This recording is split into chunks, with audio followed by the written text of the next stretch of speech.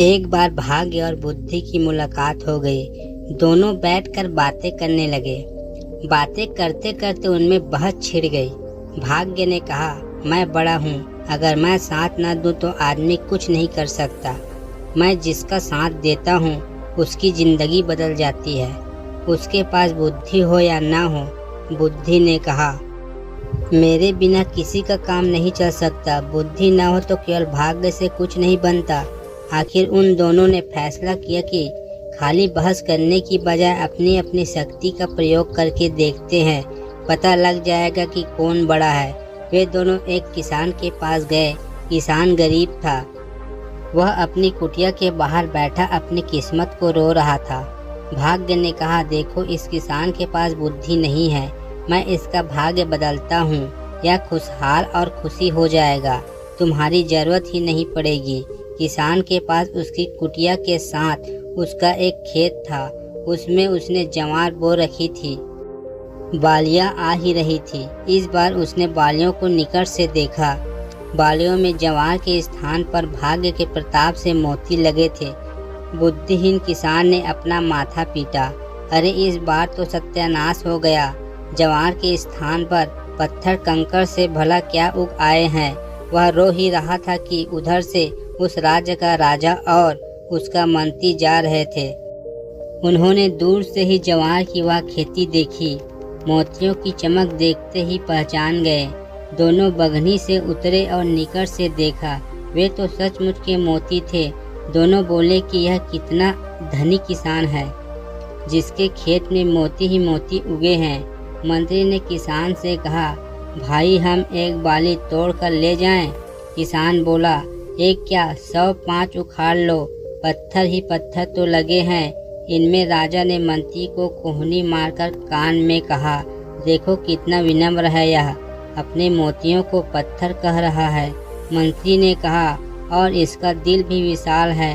हमने एक मांगा और यह 105 ले जाने के लिए कह रहा है। वे 2 बालियां तोड़कर ले गए। बगनी में बैठे राजा ने मोतियों को हाथ में तौलते हुए कहा, मंत्री, हम राजकुमारी के लिए योग्य वर ढूंढ रहे थे ना, तो दूर क्यों जाए। यह किसान जवान है, धनी है, और कितना बड़ा दिल है इसका। मोतियों को पत्थर कहता है। क्या ख्याल है? मंत्री बोला, महाराज, आपने मेरे मुंह की बात छीन ली। मंत्री बगनी से उतरकर किसान के पास गया। उसने किसान के हाथ पर एक असरफी रख कर कहा, युवक, हम तुम्हारा विवाह राजकुमारी से तय कर रहे हैं। किसान घबराया और बोला, नहीं मालिक, मैं एक निर्धन किसान। और मंत्री समझा कि विनम्रता के कारण ही वह ऐसा कह रहा है। उन्होंने उसकी पीठ थपथपाकर उसे चुप करा दिया। राजा के जाने के बाद किसान ने लोगों को बताया कि उसकी शादी राजकुमारी से तय हो गई है। सब हंसे। एक ने कहा, अरे बेवकूफ़, यह शायद तुझे मरवाने की चाल है। हम तो तेरे साथ नहीं चलेंगे, कहीं हम भी ना मारे जाए। अकेले अपनी बारात ले जाइयो। किसान को अकेले ही जाना पड़ा। राजा ने इसका बुरा नहीं माना। मंत्री ने उसे अपने घर ठहराया। वहीं से उसकी बारात गई और धूमधाम से राजकुमारी से उसकी शादी हो गई। शादी हो जाने के बाद राजा ने दामाद को महल का ही एक भाग दे दिया। राजा के कोई पुत्र नहीं था। अंततः वह दामाद को अपने पास ही रखना चाहता था, ताकि राज सिंहासन भी बाद में उसे सौंप सके। राज परिवार की परंपरा के अनुसार राजकुमारी वधू के वेश में सज धज कर खाना लेकर रात को अपने पति के कक्ष में गई। किसान ने इतनी सुंदरता से सजी और आभूषण से लदी कन्या सपने में भी नहीं देखी थी। वह डर गया। उसके मूर्ख दिमाग में अपनी दादी की बताई कहानी आ गई, जिसमें एक राक्षसी सुंदरी का वेश बनाकर गहनों से सजी धजी एक पुरुष को खा जाती थी। उसने सोचा कि यह भी कोई राक्षसी है जो उसे खाने के लिए आई है। वह उठा और राजकुमारी को धक्का देकर गिराता हुआ चिल्लाता हुआ बाहर की ओर भागा।